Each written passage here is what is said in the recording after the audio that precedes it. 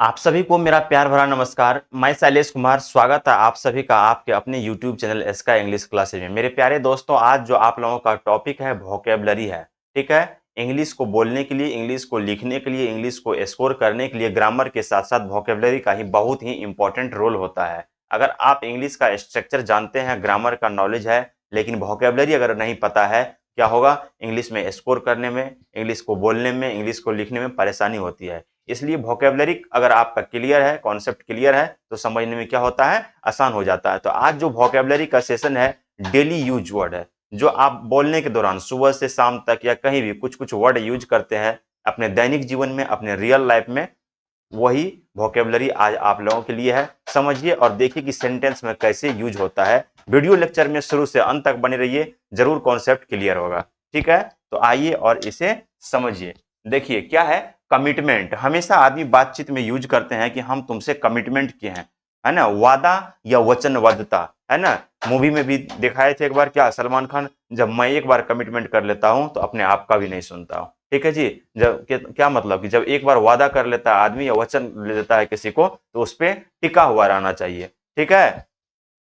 क्या लिखा है? She does her works with commitment. वह काम प्रतिबद्धता के साथ करती है। कहने का मतलब क्या हुआ? जो एक बार सोच लेती है, जो अपने आप से वादा कर लेती है कि मुझे यह काम करना है, तो वह जरूर करती है। और एक कहावत है, ऐसा कहा गया है, it is easy to make promise but very difficult to keep it. वादा करना आसान होता है, लेकिन निभाना मुश्किल होता है। और एक चीज क्या याद रखिएगा, कभी भी खुशी में वादा, ठीक है, जब आदमी क्रोधित रहता है तो उसमें कोई निर्णय नहीं लेना चाहिए। ठीक है जी। कहा गया है, don't take decision when you are very angry and don't take promise when you are very happy. आदमी जब खुश रहता है तो वादा कुछ भी कर लेता है, जब क्रोधित रहता है तो निर्णय कुछ भी लेता है।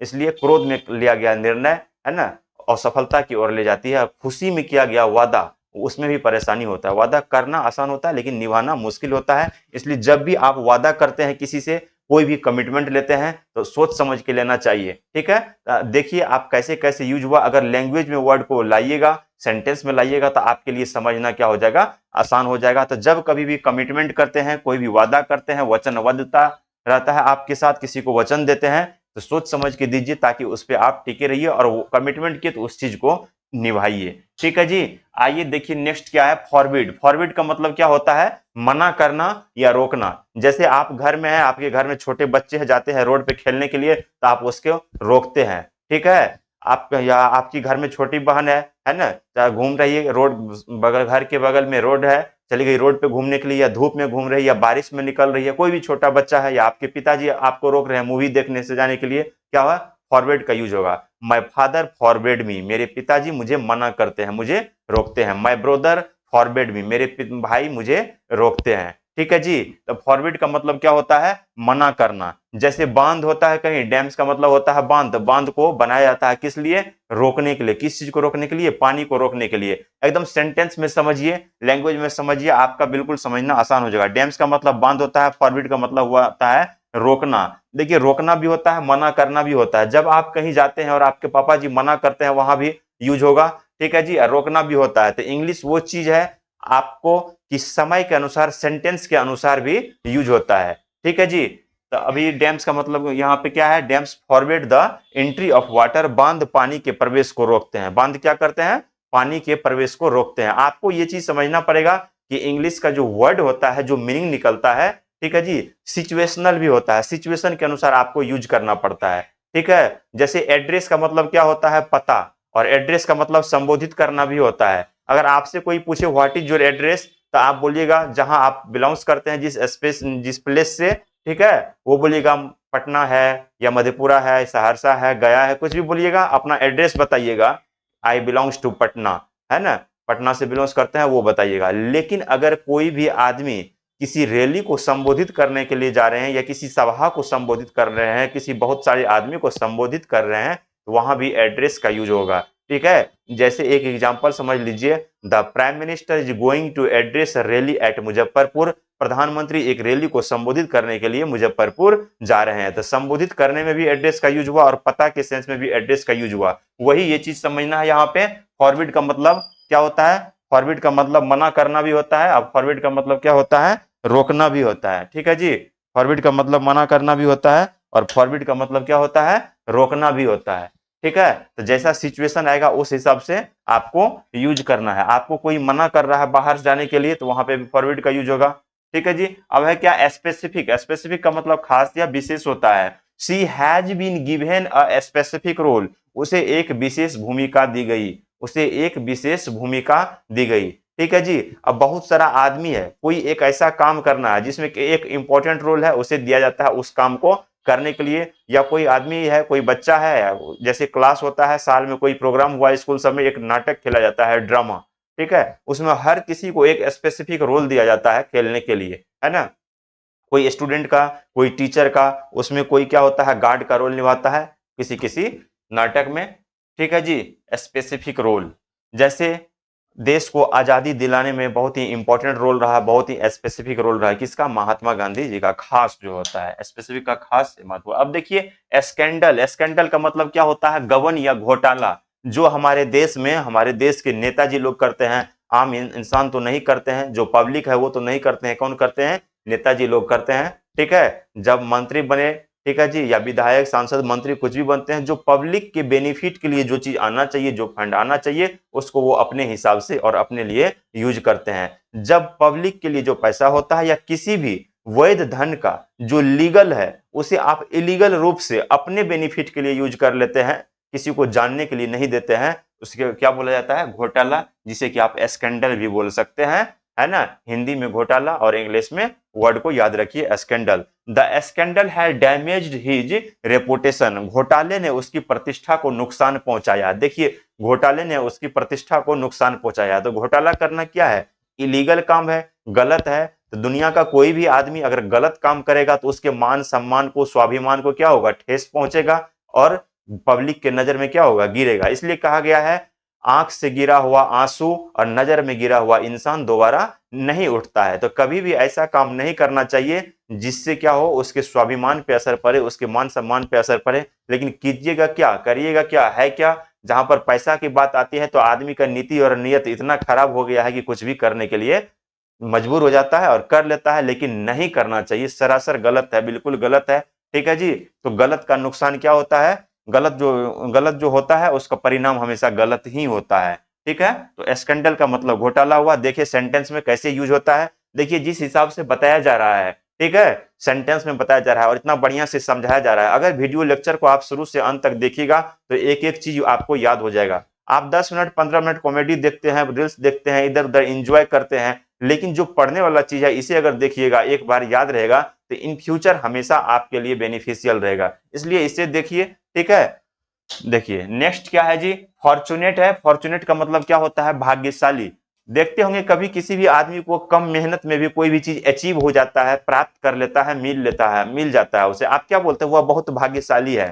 ठीक है, भाग्यशाली ऐसा आदमी होता नहीं है, कोई कोई आदमी होता है कि अचानक कुछ मिल जाता है, लेकिन भाग्य अपने से बनाना पड़ता है। कहा गया man is the architecture of his future, मनुष्य अपने भाग्य का निर्माता खुद होता है। ठीक है जी, गरीबी में जन्म लेना बहुत बड़ी बात नहीं है, लेकिन गरीबी में मर जाना सरासर गलती है। बहुत आदमी गरीबी में जन्म लिए थे लेकिन बहुत ही इंपॉर्टेंट रोल निभाए, बहुत ही महत्वपूर्ण भूमिका निभाए। इसलिए भाग्यशाली होता नहीं आदमी, भाग्यशाली बनाना पड़ता है अपने मेहनत से और अपने कर्म से। देखिए सेंटेंस क्या है, I feel so fortunate to have a wonderful brother, मैं एक अच्छे भाई को पाकर भाग्यशाली महसूस करता हूँ। होता है 2 भाई 3 भाई 4 भाई रहता है, तो घर में जो सबसे बड़ा भाई रहता है उसको हमेशा बहुत ही इंपॉर्टेंट रोल निभाते हैं, एक गार्जियन के स्वरूप निभाते हैं। हर किसी के घर में होता है, जो बड़ा भाई रहता है उसके ऊपर बहुत सारा दायित्व रहता है, इसलिए हर किसी के ऊपर दायित्व रहता है। लेकिन जो घर में बड़े भाई है उसे बहुत ही इंपॉर्टेंट रोल संभालना पड़ता है, इंपॉर्टेंट रोल निभाना पड़ता है। तो सेंटेंस में क्या कहा गया, जो है क्या कहा गया है कि मैं एक अच्छे भाई को पाकर भाग्यशाली महसूस करता हूं, है ना। यहाँ पे बहुत सारा सेंटेंस भी आप लिख सकते हैं, मैं एक अच्छे दोस्त को पाकर भाग्यशाली महसूस करता हूं, तो ऐसे आप लिख सकते हैं कि I feel so fortunate to have a wonderful friends. ठीक है जी, जरूरी नहीं है कि एक ही सेंटेंस देखे इसी को बोल सकते हैं, इस पे आप बहुत सारा सेंटेंस बोल सकते हैं कि I feel so fortunate to have a wonderful friends, है ना। मैं एक अच्छे दोस्त को पाकर भाग्यशाली महसूस करता हूं। ठीक है जी, I feel so fortunate to have a wonderful parents, है ना। मेरे पिताजी बहुत अच्छे हैं, उसके लिए मैं अपने आप को भाग्यशाली महसूस करता हूं। आपको अगर वर्ड मीनिंग मालूम है, वोकेबलरी मालूम है, सेंटेंस का कुछ स्ट्रक्चर मालूम है, तो इंग्लिश आप बढ़िया से बोल सकते हैं और बढ़िया से लिख सकते हैं। देखिए एक ही वर्ड का कितने टाइप से यूज किया जाता है, जो कि अभी आपको बताए हैं। आइए नेक्स्ट देखिए, नेक्स्ट क्या है, स्पिरिचुअल। स्पिरिचुअल का मतलब क्या होता है जी? स्पिरिचुअल का मतलब क्या होता है? स्पिरिचुअल का मतलब होता है क्या?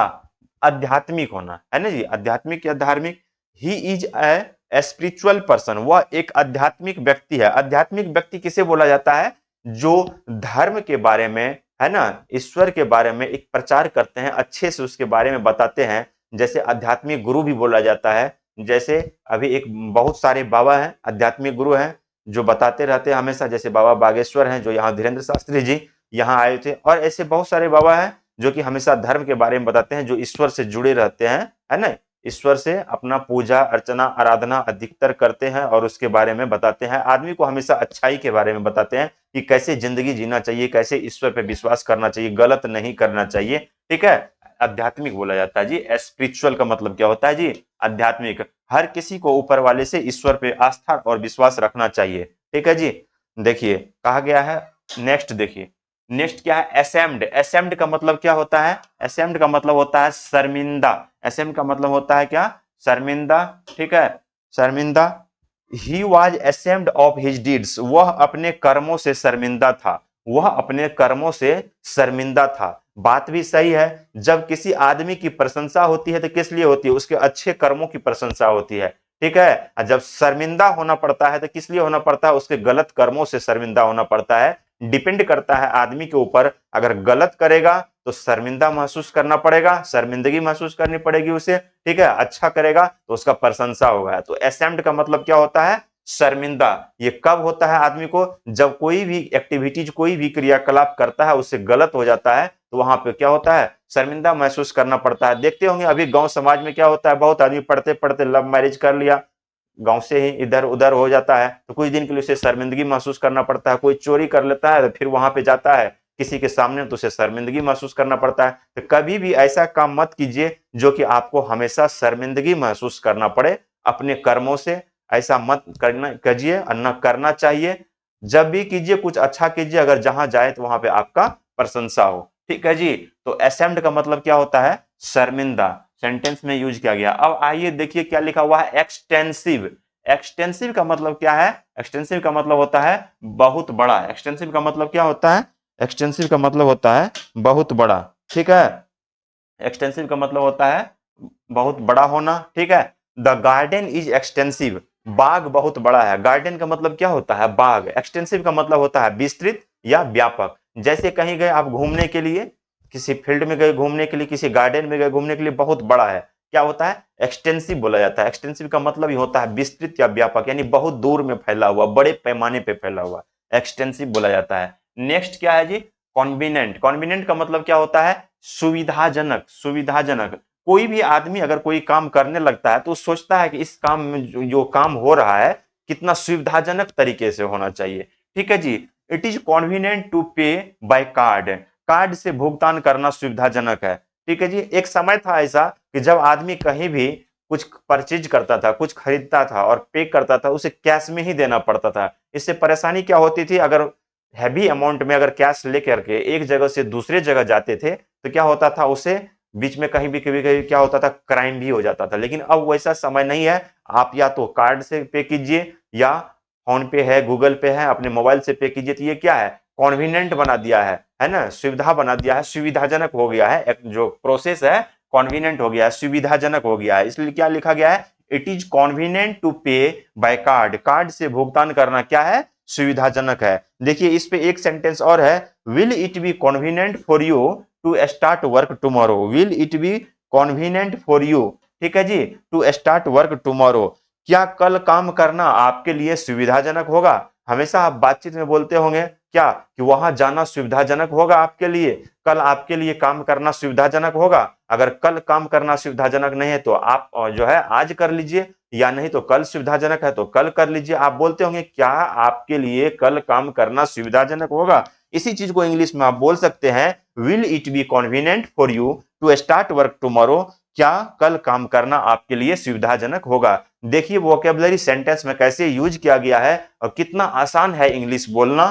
ठीक है जी। और एक बात ध्यान में रखिएगा, आसान कुछ होता नहीं है, आसान बनाना पड़ता है। ठीक है जी, आसान कुछ होता नहीं है, आसान बनाना पड़ता है अपने मेहनत से, अपने लगन से। ठीक है, उसे मेहनत से आसान बनाना पड़ता है। क्या है रिवेंज।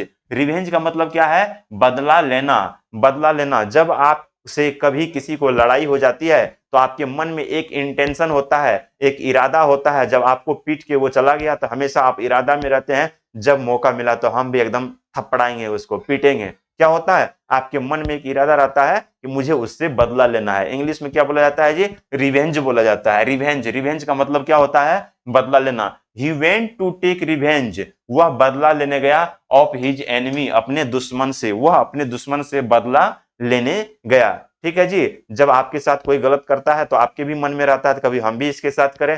ठीक है जी। तो बदला लेना इंग्लिश में क्या बोला जाता है, रिवेंज बोला जाता है। मैं उम्मीद करता हूं कि जो आप सुनते हैं जरूर याद रहेगा। कहा गया है listening is the first phase of speaking. सुनने से कोई भी चीज बहुत ही ज्यादा क्या होता है, याद रहता है। कोई भी आदमी अगर जितना अधिक सुनता है किसी भी चीज को उतना याद रहता है। जैसे आप मूवी देखने के लिए जाते हैं, 3 घंटा मूवी देखते हैं, उसका एक एक स्टोरी याद रहता है, क्योंकि मूवी देखने के लिए आप अपना दिल दिमाग मस्तिष्क तीनों लगा सकते हैं।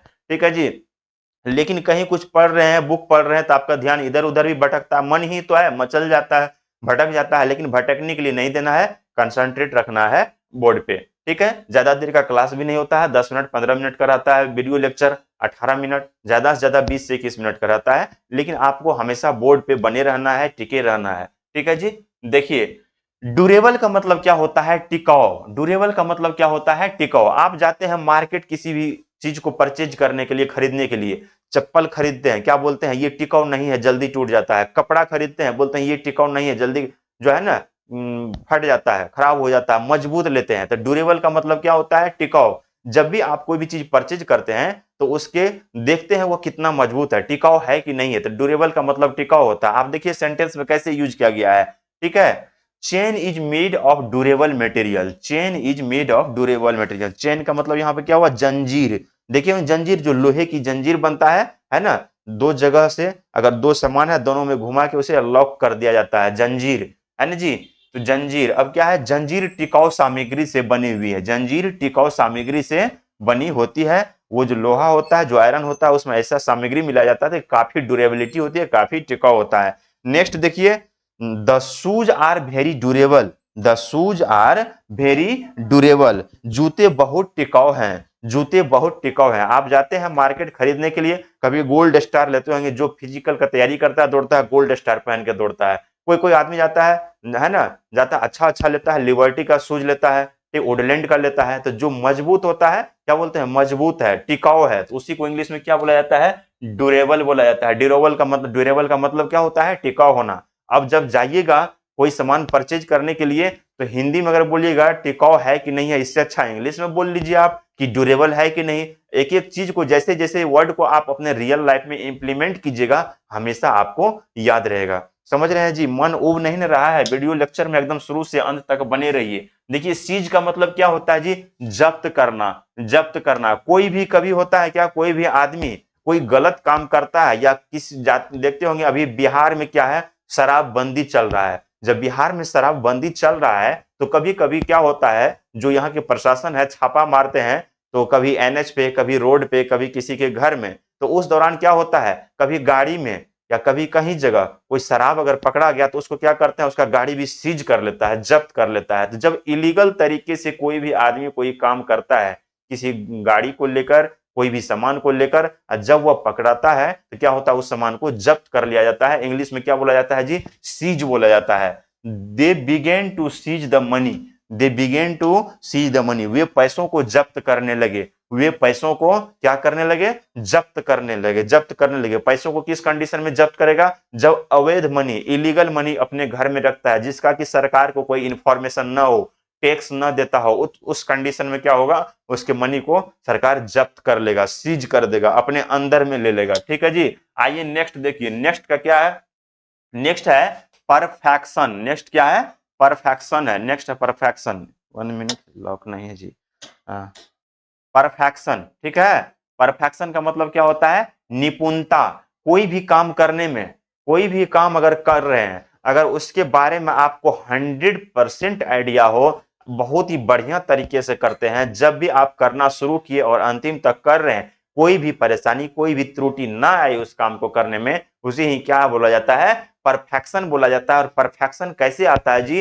प्रैक्टिस से आता है परफेक्शन। ठीक है, जितना ज्यादा प्रैक्टिस कीजिएगा उतना ज्यादा क्या होता है? परफेक्शन आता है आदमी को। ठीक है, इसलिए किसी भी काम को करने के लिए जितना ज्यादा आपके साथ प्रैक्टिस रहेगा उतना अच्छा परफेक्शन होता है, जितना अच्छा परफेक्शन रहा काम का रिजल्ट ही उतना बढ़िया से होता है। He aimed at target, he aimed at target with perfection. ठीक है, उसने निपुणता के साथ लक्ष्य पर निशाना साधा, उसने निपुणता के साथ लक्ष्य पर निशाना साधा। जब आप अपना कोई टारगेट क्लियर कर लिए हैं, डेस्टिनेशन गोल कि मुझे ये अचीव करना है, तो उस पर अपना 100% देना चाहिए प्रैक्टिस, और 100% प्रैक्टिस कीजिएगा तो पूरा परफेक्शन आ जाता है जी।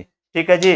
नेक्स्ट है ओमनीपोटेंट। ओमनीपोटेंट देखिए, ओमनीपोटेंट का मतलब क्या होता है? सर्व, ओमनीपोटेंट का मतलब क्या होता है? सर्वशक्तिमान होना, सर्वशक्तिमान होना। द गॉड इज ओमनीपोटेंट, भगवान क्या है? सर्वशक्तिमान है। ईश्वर क्या है? सर्वशक्तिमान है। ठीक है जी। हम लोग जितना भी आदमी है हमेशा क्या करते हैं? ईश्वर के पूजा अर्चना आराधना करते हैं। यहाँ पे भले ही कोई भी आदमी कि अपने सीसीटीवी कैमरे में छुपा ले कुछ, लेकिन वहां पे क्या होता है? उसका नजर बना रहता है। कहा गया है, लाख करो चतुराई हरि का लेखन मेटन न जाए। कुछ भी कर लीजिए, ठीक है जी, बस लेकिन जो लिखा रहता है वो होता है। गलत काम कर लेगा आदमी, जाके गंगा में डुबकी लगा लेगा, इसका मतलब क्या सब पाप थोड़े धुल गया? बस ऐसे घूमते रहता है, सब आ जाएगा। ठीक है, गंगा में डुबकी लगाने से गलत काम नहीं क्लियर होता, नहीं खत्म होता, वो रहता ही है। ठीक है जी। नेक्स्ट वर्ड क्या है? इसे देखिए, नेक्स्ट क्या है? ऑब्जेक्शन। ऑब्जेक्शन का मतलब क्या होता है? आपत्ति। जब किसी चीज पे आप अपना आपत्ति जताते हैं, असहमति, असहमति दिखाते हैं, किसी भी काम से सहमत नहीं होते, असहमति दिखाते हैं, वहीं पे आपत्ति भी उसे बोलते हैं ऑब्जेक्शन। रोकते हैं किसी चीज को। Rohan had an objection with Reena. Rohan को रीना से आपत्ति थी, रोहन को रीना से आपत्ति थी। जरूर हो सकता है आपत्ति होगा रोहन को रीना से, कि रीना को फोन करते हुए रोहन तो फोन नहीं उठाती होगी, टाइम पे बात नहीं करती होगी, टाइम पे ये नहीं बोलती कि मेरे बाबू ने खाना खाया कि नहीं, तो आपत्ति तो होगा ही। ठीक है जी। तो इस वीडियो लेक्चर को आप लोग, मेरे प्यारे दोस्तों, मेरे प्यारे भाइयों, आप लोग बढ़िया से देखिएगा। ठीक है जी। सब्सक्राइब कीजिए चैनल को, लाइक कीजिए। आप अगर लाइक कीजिएगा, शेयर कीजिएगा, चैनल को सब्सक्राइब कीजिएगा, खुद भी देखिए, अपने दोस्तों को भी शेयर कीजिए वीडियो लेक्चर देखने के लिए। अगर आप शेयर कीजिएगा, ठीक है, उसमें आपका कुछ नहीं जा रहा है, थोड़ा सा शेयर कर दीजिएगा, सब्सक्राइबर बढ़ेगा। हम आपके लिए हमेशा अच्छा अच्छा कंटेंट लाते रहेंगे। आने वाला समय ऐसा है कि अगर आपके पास इंग्लिश का नॉलेज है, ठीक है जी, तो आप 20 से 25,000 30,000 का जॉब कहीं भी कर सकते हैं। आपके पास इंग्लिश का नॉलेज रहना चाहिए, दुनिया उसी दिशा में जा रही है। ठीक है, thank you for watching this video lecture.